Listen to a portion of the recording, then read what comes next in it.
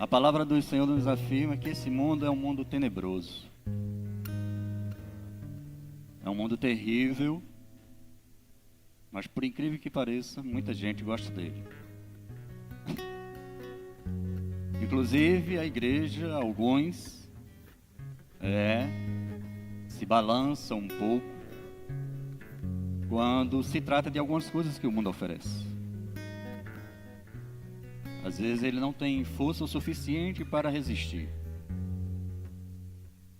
E a Bíblia está repleta de homens e mulheres assim, principalmente os homens, né? Se tratando de Davi, Salomão, um homem chamado e escolhido desde o ventre da mãe, feito Sansão, mas tinha uma fraqueza muito forte. Sansão, ele se apaixonava fácil. E ele sabia do propósito que tinha com Deus. Mas mesmo assim ele, na nossa linguagem, vacilou.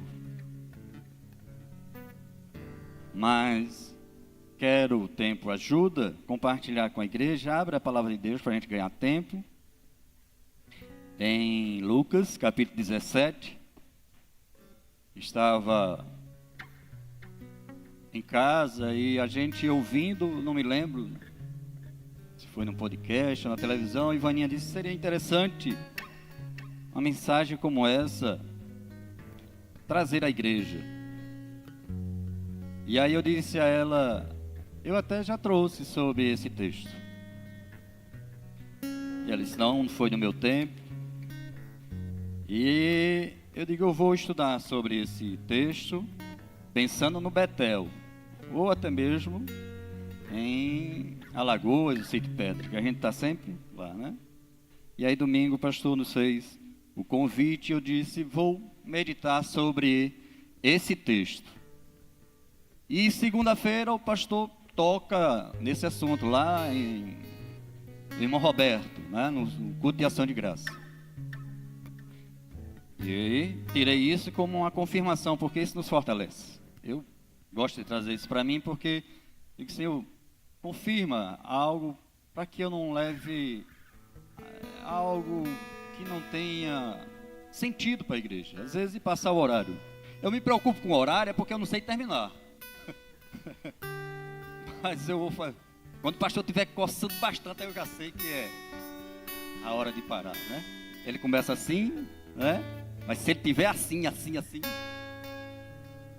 tá na hora de... Aí eu já sei, né? Quando estiver assim, tá bom. Em Lucas 17, ele trata de uma pauta, de um tema, de um assunto em que esse assunto, algo já aconteceu, e dentro desse tema, algo ainda irá acontecer. Lucas, capítulo 17, versículo 20, vai nos falar a respeito de fatos que já aconteceram. A gente já ouviu isso. O texto em 17, não vou orar porque isso já foi feito e acredito no poder da palavra. E eu digo, Senhor, ainda não é o suficiente, né? Fala ao meu coração. E aí, o ministério de louvor louva algo que está contido no texto. Eu digo, então, Senhor, agora é a minha vez. O pastor já falou, Vaninha já falou, o ministério de louvor já me falou. Então agora é eu e o Senhor e eu. Então, Lucas 17, capítulo 17, versículo 20, diz assim o texto: interrogado pelos fariseus sobre quando havia de vir o reino de Deus, respondeu-lhes: o reino de Deus não vem de forma visível. Vou ler novamente. Interrogado pelos fariseus sobre quando havia de vir o reino de Deus, respondeu-lhes: o reino de Deus não vem de forma visível. No versículo 21 vai dizer: nem dirão, ei-lo aqui ou ei-lo ali, porque o reino de Deus está dentro de vós. O reino de Deus está dentro de vós. Se tratando do reino de Deus, Jesus ele nos dá vários exemplos de semelhança do reino. A gente só vai lembrar quando se toca no assunto. Se falar das 10 virgens, Cristo trata isso como algo semelhante ao reino. Se tratar daquele homem que tinha uma grande terra e saiu bem cedinho à busca de trabalhadores, eu acho interessante esse texto, porque diz que de 5 horas da manhã ele contratou com alguns, de 9 horas da manhã contratou com outros, de 11 horas, de 1 hora, de 3 horas, e quando deu 5 horas da tarde, ele pagou de igual a todos. E aí alguns disseram: como pode? Eu trabalhei mais do que aquele que chegou de 3 horas da tarde, vai receber.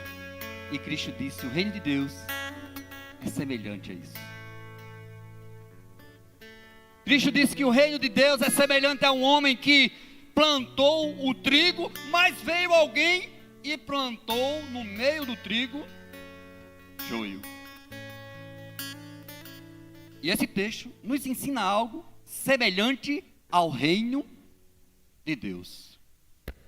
Mas aqui o texto, eles não perguntam como é o reino de Deus. Alguma coisa está tirando a atenção. O texto, ele não diz como é o reino de Deus, mas como virá o reino de Deus. E Jesus diz para eles que o reino de Deus não é um reino visível. Não se pode ver fisicamente o reino de Deus, porque o reino de Deus se consiste em espírito. E isso Cristo respondeu para os fariseus. Aí você pode perguntar: irmão Ari, por que essa pergunta? Por que eles não perguntaram como é o reino e perguntaram como virá? Então, se eu pergunto quando virá, então ainda não aconteceu, não chegou. Mas Jesus disse: o reino de Deus não é um reino visível. O reino de Deus, ele está dentro. Aí a gente abre um parênteses: como é que Jesus disse que o reino de Deus está dentro dos fariseus e escribas, se o próprio Jesus disse que eles são raça de víboras, hipócritas, mentirosos, são sepulcro caiados? Por que Jesus disse que o reino está dentro deles? Na versão de alguns de vocês tem entre vós. O pastor está entre vós. No original diz entre, está no meio de vocês. Dentro, na minha versão diz dentro, porque a minha, ela é corrigida. Isso é versão, mas por falta de conhecimento e por falta de buscar a palavra, aceitaríamos Jesus dizer: o reino está dentro de pessoas hipócritas, mentirosas, falsas? Não, aí a gente freia e diz: por que Jesus está dizendo que o reino está dentro de pessoas que ele recrimina? Porque no original não é dentro, é entre vocês. Está vendo a necessidade de buscarmos o conhecimento da palavra?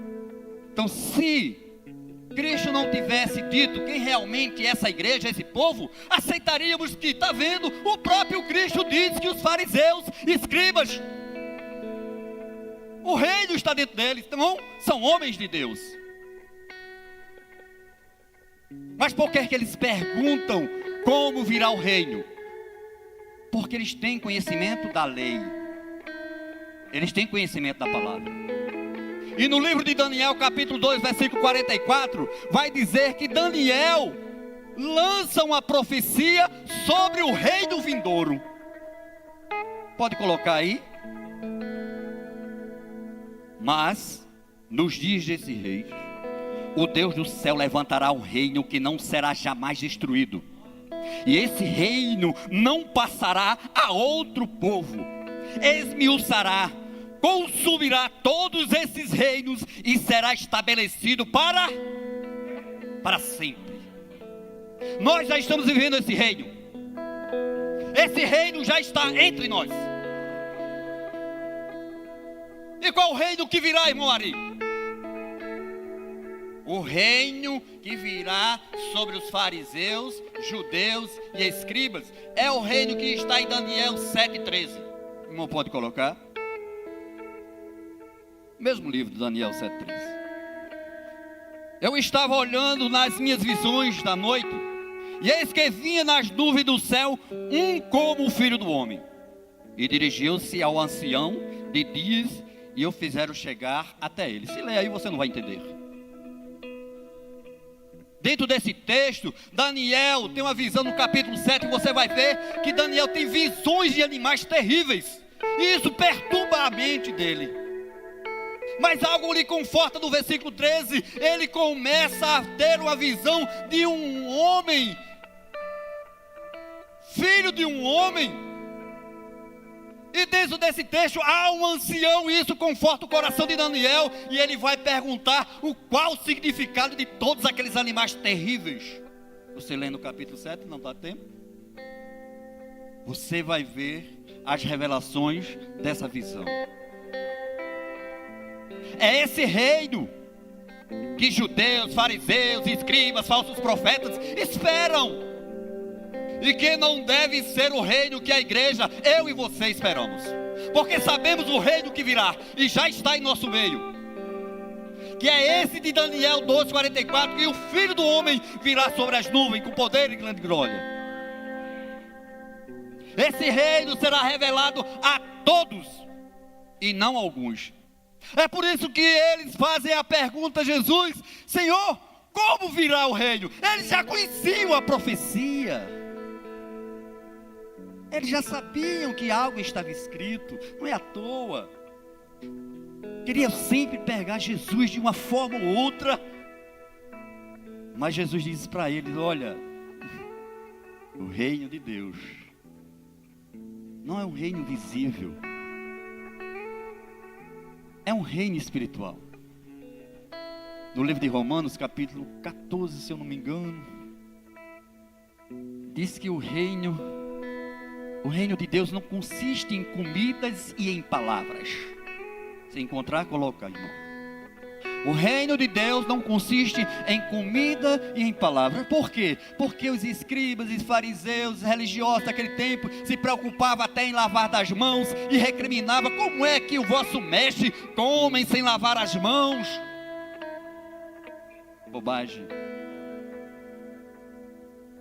Mas o reino de Deus é um reino visível para aqueles que compreendem a palavra de Deus. Mas, irmão, você está dizendo há pouco tempo que o reino de Deus não é visível. O reino de Deus sim é visível. E visível não fisicamente, mas espiritualmente.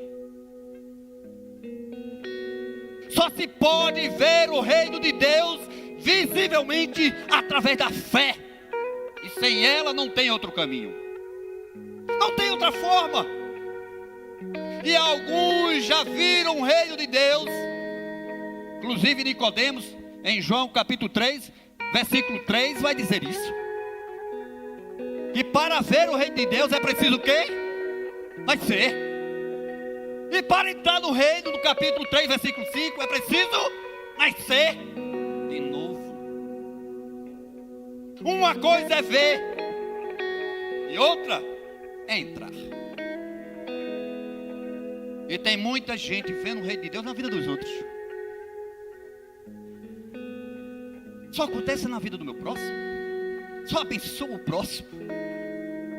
Vou mudar de igreja. Vou mudar de religião. Porque não compreende. Vive anos e anos dentro da igreja, mas não compreende o reino. Não entende o propósito do reino. Faz da igreja uma missa, uma rotina, uma mesmice. Nada acontece na sua vida, a não ser na vida dos outros. Já estou cansado e vou-me embora. Sabe o resto com o pastor, com o irmão? Sabe o resto até com a sombra dele? por falta de conhecimento da palavra de Deus. O reino já está entre nós. Dê glória a Deus. O reino já está entre nós. Uns vêm por causa do marido, outros vêm por causa da esposa, os filhos só vêm por causa dos pais. E alguns querem viver como filho pródigo. Não vejo a hora de ter minha dependência e ir embora. Falta de compreensão do reino. Mas o reino não é visível, o reino não é dinheiro, o reino não é comida, o reino não é poder na mão dos homens. E é bem verdade que o reino veio com poder e grande glória, mas todos verão. Diferente de Daniel 7,13, aonde os reinos políticos e religiosos serão estabelecidos aqui na terra. E muita gente quer ficar aqui. Esse reino estabelecido, diz no texto, que muitos procurarão, e aí não encontrarão. E o vazio, a depressão, a agonia, a tristeza envolverá as pessoas de tal modo que aí chegará o tempo do reino vindouro dos homens, aonde os religiosos andam de mão dada com os políticos para entrarem nas igrejas, na vida das pessoas e mudar o que está escrito. Nós como igreja já sabemos como virá o reino. Se você não sabia, vai saber hoje, está sabendo hoje. E quando Cristo vier agora, não irá andar mais no nosso meio, vir para buscar os seus, mas virá um reino, e muitos religiosos, líderes religiosos, que diz o texto, falsos profetas, irão dizer: ele ali, não, ele aqui. Não é que pessoas irão seguir? Mas Jesus diz o quê? Versículo 21. E dirão: ele aqui, ele ali. Porque o reino de Deus está entre vocês. Era falando dele mesmo. E no versículo 22 vai dizer: então disse aos seus discípulos. Entenda, Jesus ensina a igreja. Jesus não ensina o mundo. O mundo é para ser resgatado por você. Se ainda não foi, o culpado somos nós, porque o ensinamento é para a igreja. Fizeram a pergunta, mas o Senhor deu a resposta, mas ensinou aos seus, a igreja. O Senhor não estava ensinando aos fariseus, os escribas, não. Deu resposta a quem fez a pergunta, mas ensinou a igreja. O Senhor começa a dizer no versículo 22: então disse aos seus discípulos que ali estavam com ele: dias virão em que desejareis ver um dos dias do Filho do Homem, mas não o vereis. É nesse momento que muitos se levantarão. Inclusive a gente já está vivendo isso, né? Irmãos que estudavam teologia, hoje estão em seitas. Irmão que desagradou-se da igreja, estão em seitas. Aí diz: agora estou na igreja certa, né? Eu acho estranho isso. Eu acho que para mim essas pessoas não são confiáveis. Um dia diz uma coisa, outro dia diz outra. Um dia de José, outro dia de Maria. Eu acho meio estranho a atitude de pessoas assim. Quem tinha essa atitude, mas foi revelado o poder de Deus na vida dele, foi Paulo. Paulo matava a gente, perseguia a gente pela igreja. Mas no dia que Cristo entrou na vida dele, o reino de Deus, o poder de Deus entrou na vida dele, não só transformou a vida dele, mas de todas as pessoas que viu. Irmãos, entra e sai da igreja, nada muda na vida deles. Mas o reino de Deus está entre nós. Cabe a cada um de nós vê-lo. E muitos estão se veredando pelo caminho errado. E a palavra de Deus nos alerta: se Deus não abreviar os dias, o que é que vai acontecer? Até os escolhidos. Haverá uma abreviação dos dias do Senhor. Porque vai chegar o momento que a igreja irá se decepcionar tanto. O mundo não, porque a palavra de Deus diz que o mundo jaz no maligno. Nós não pertencemos a esse mundo. É bem verdade que ele tem uma influência muito forte na nossa mente, no nosso coração, na nossa vida, família. Mas ele não tem poder de nos separar do grande amor de Deus, está escrito. Só cabe a você entender o propósito de Deus para a sua vida. O reino de Deus está entre nós. E Cristo nos ensina, se daqui para frente aparecer algum profeta, pastor, sacerdote, bispo, dizendo, Cristo está ali, mentira. Cristo está vindo ali, mentira. Porque a Bíblia e Cristo diz, se é que cremos. Se é que cremos no que está escrito. Cristo disse, não siga, não acredite, não vá com eles. Porque nesse dia eu virei com grande poder e glória. Mas, assim como foi, olha só, nos tempos de quem? De Noé. O que acontecia no tempo de Noé? Me diga. O que de fato acontecia no tempo de Noé? Que houve a necessidade de ser destruída a humanidade. Está fazendo um comparativo. Assim como foi e já aconteceu, assim também será. Uns casam, uns comem, uns bebem. Ou seja, cada um vive a sua vida secular. E isso é importante. Não deixe de viver a sua vida secular. Inclusive em Efésios capítulo 5 vai dizer que é preciso remir os tempos. E o que é remir o tempo? Aproveite cada instante. Até às vezes digo, Vaninha, Vaninha, beija mais, Vaninha, porque no céu, Pai do Senhor e Morê, Pai do Senhor, Vaninha. Lá nada de beijinho. E é o que Cristo está ensinando através da sua palavra. Esteja remindo os tempos. Aproveite a família, aproveite seu trabalho, aproveite seu dinheiro, sua casa, seu tempo, porque os dias são maus. É o que diz o Senhor. Mas estamos tão preocupados com as coisas que um dia Cristo vai vir e quem irá se decepcionar é a igreja. Não é o mundo, porque Cristo está dizendo o mundo já é no maligno. A única coisa que pode mudar a vida do mundo é a igreja, onde Cristo é o cabeça.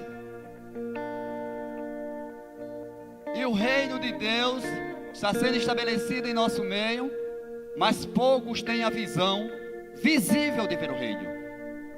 Para os fariseus e escribas, podia fazer todo tipo de milagre, Jesus. Todo tipo de cura, eles nunca iriam aceitar. Nunca. Que a mente entranhada. E a palavra de Deus diz que o inimigo cegou. Mas cegou o quê? O entendimento das pessoas. Não é incrível isso? Diz que as pessoas veem, mas não percebem. Ouvem, mas não entendem. Mas o Senhor diz, lá no texto do semeador, diz, a vós é dado o direito de entender. É por isso que quando fizeram a pergunta ao Senhor, o Senhor dirigiu o ensinamento para os discípulos. Você lembra lá em Mateus 5, na montanha? Né? No monte? Estavam os discípulos e mas o Senhor ensinava quem? Discípulos. Não ensinava a multidão. A multidão só ia comer e beber. É por isso que o Senhor diz assim, vocês são, disse para a multidão, vocês são sal. Não disse para a multidão, vocês são sal da terra e luz para este mundo. Visão do reino. E no capítulo 9 de João, a igreja cai em cima de um rapaz que foi curado no dia de sábado, era cego. Aí cai em cima da família do rapaz, né? E aí pergunta a ele quem foi, ele nem sabia quem era, disse, foi Jesus, mas o Messias, o Nazareno. mas nem sabia. Como é que ele sabia? Foi curado. Só veio saber depois. Mas a conversa adiantou, e aí a igreja caiu em cima do rapaz e disse: como é que pode? Você realmente era cego? Ele disse: eu era cego, sim. Mas na história eu nunca vi alguém dar visão ao cego de nascença. Há 2000 anos atrás. O irmão Deda está aí. Daria tudo. Daria tudo para voltar a enxergar. E a ciência até hoje não conseguiu resolver ainda. Cristo há 2000 anos atrás. Sabe o que significa isso? Visão do reino. Poucas pessoas percebem e dizem: eu não sei se ele é pecador, eu não sei de onde ele veio. Uma coisa eu sei, que Deus não usa pecadores. E esse homem só pode ser da parte de Deus. Poucas pessoas têm uma visão do reino. Todos veem, mas poucos percebem. E foi isso que o Senhor disse a Nicodemos: Nicodemos, para ver o reino é preciso nascer de novo. João 3, versículo 3. E ele insiste: e para entrar no reino, Nicodemos, também é necessário nascer de novo. E com tudo isso, amados irmãos, o texto ele adianta, dizendo que o Senhor vai vir, não como a igreja vai ensinar. A igreja vai ensinar, viu? Errado. Muitos profetas vão ensinar errado. E muita gente vai entrar nessa, em busca de Jesus. A gente já tem um brasileiro aí, né? O Henrique Cristo. Pode que ninguém dá crédito a ele, mas ele diz que é Jesus. Mas esses que Daniel profeticamente revela, virá de uma forma religiosa e política, aonde trabalhará na necessidade da igreja. Igreja depressiva, igreja triste, igreja amargurada. Já escuto isso todo dia, que o reino de Deus está perto, está perto, está perto, está perto. Há mais de 40 anos, 20 anos, 30 anos estou na igreja. Mas o Senhor está dizendo, assim como foi no tempo de... E foi um tempo bem curto de Noé, não foi? Bem curtinho. Construiu um barquinho, pulou dentro, um bocado de vaquinha. Pá! Vai-se embora. Deu nem tempo para o povo pestanejar direito, né? Mas rapaz, ele nem explicou direito. Tão pouco tempo de Noé aqui na terra. No instante ele fez esse barco, pulou dentro da família e foi-se embora. E aí o dilúvio pegou a gente de surpresa.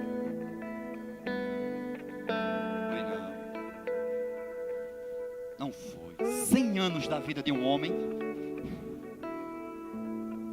convencendo a ele mesmo, porque é 100 anos, de que está no caminho certo.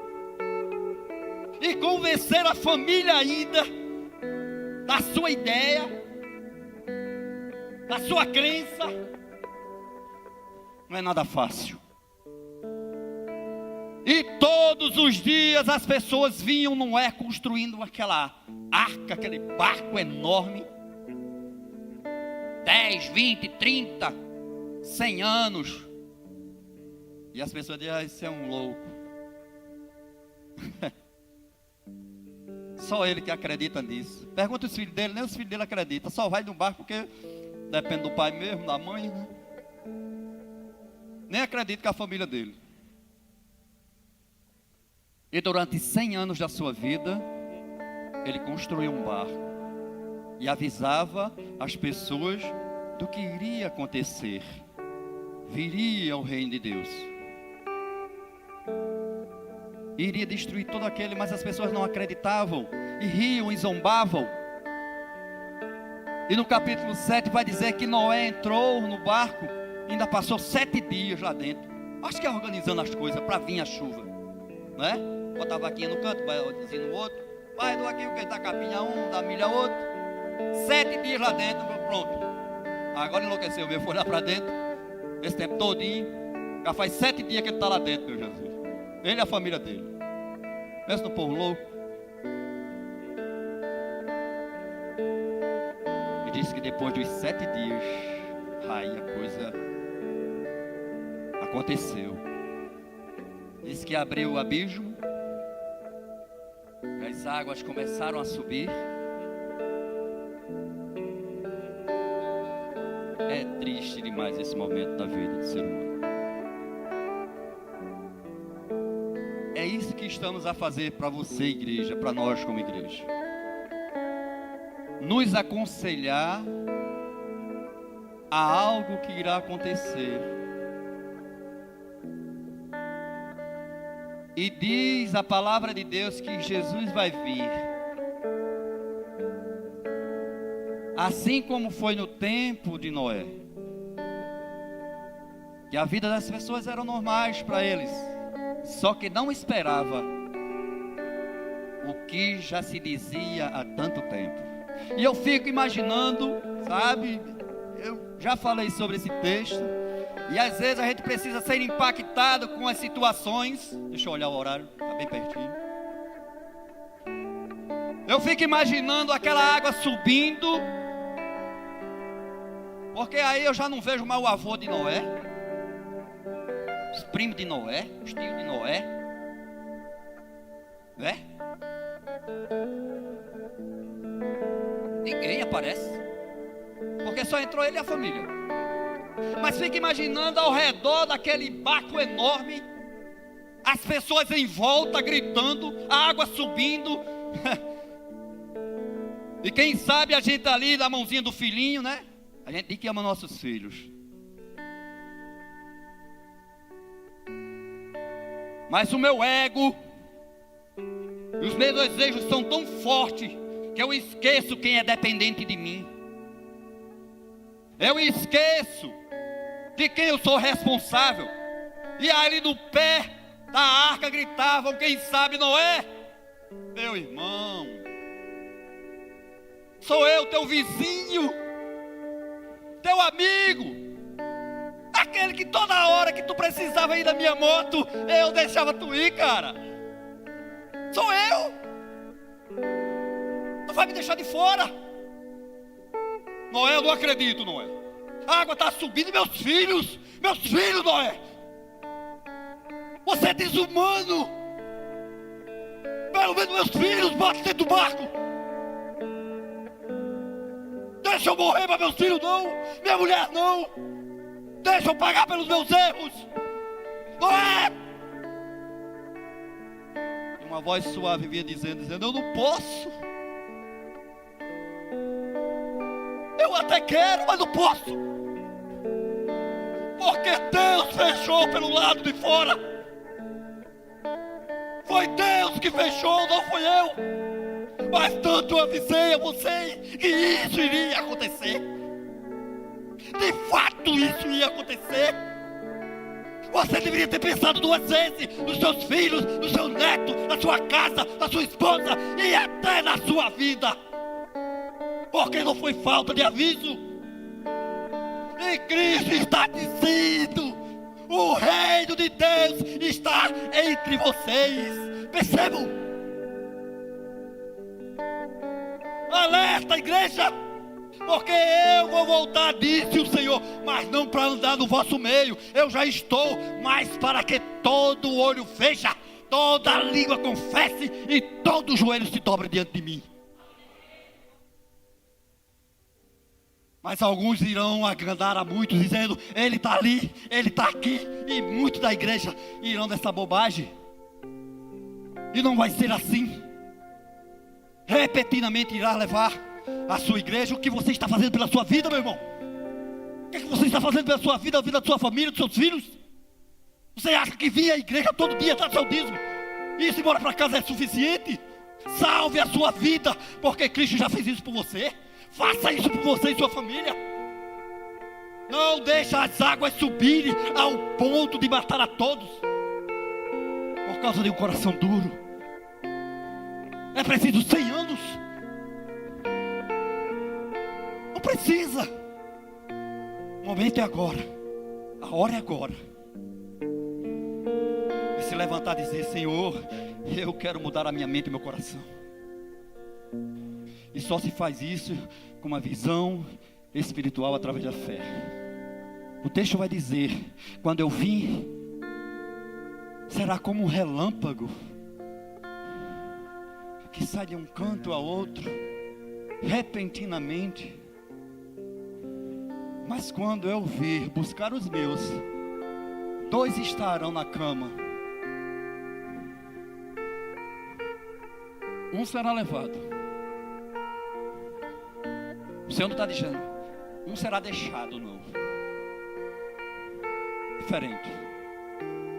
O texto está dizendo um será levado. Aquele que ficar foi escolha dele. Foi ele que escolheu. Estarão 2 de noite, um será levado e outro ficará. Estarão 2 trabalhando no campo, um será levado. Se você tem amor aos seus filhos, sua família, a sua igreja, seus vizinhos e até mesmo a você mesmo. Por que eu digo a você mesmo? Porque no livro de Mateus diz que vai existir pessoas que vão se justificar diante de Cristo. Olha mesmo, justificar diante de Cristo é algo terrível. Não deixe para justificar diante de Cristo. Adão tentou fazer isso, não deu certo. Não deu certo. Miriam tentou fazer isso com Moisés diante de Deus, não deu certo. Para dizer que um coração quebrantado diante do Senhor, não tem como ele resistir. Mas justificar não adianta. E vai estar pessoas da igreja, Jesus chama de falsos profetas. Ele ajudou os outros, mas não ajudou ele mesmo. Interessante, né? Ele viu o reino, mas não vai entrar no reino. Ele vai fazer com que pessoas entrem no reino, mas ele não vai entrar. E Jesus está dizendo isso: eu não vos conheço. Mas Senhor, eu não preguei tua palavra. Senhor, eu não curei. Senhor, eu orava e as pessoas eram curadas. Daí, era feito no meu nome. Há poder no meu nome. Mas nem você acreditou.